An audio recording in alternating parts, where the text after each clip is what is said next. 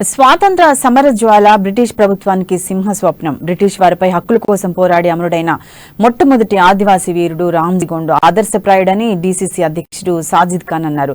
రామ్జీ గోండు 163వ వర్ధంతి సందర్భంగా ఆదిలాబాద్ పట్టణంలోని ఆర్టీసీ వద్ద కాంగ్రెస్ ఆధ్వర్యంలో ఆయన విగ్రహానికి పూలమాలలు వేసి నివాళులర్పించారు. ఆయుధాలు కాదు, కేవలం ఆత్మ సంకల్పమే రామ్జీ గోండును యుద్ధ వీరునిగా, విప్లవకారునిగా తీర్చిదిద్దిందన్నారు. రవి అస్తమించని బ్రిటిష్ సామ్రాజ్యంతో తలపడిన గిరిజన యోధుడి జీవితం ప్రపంచానికి తెలియకుండా పోవడం బాధాకరమన్నారు.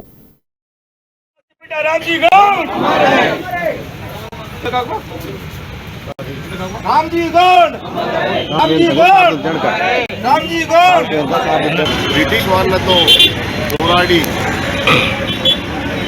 అమరైన రామ్జీ గోండ్ని స్ఫూర్తి తీసుకొని అందరూ ముందు నడవాలా.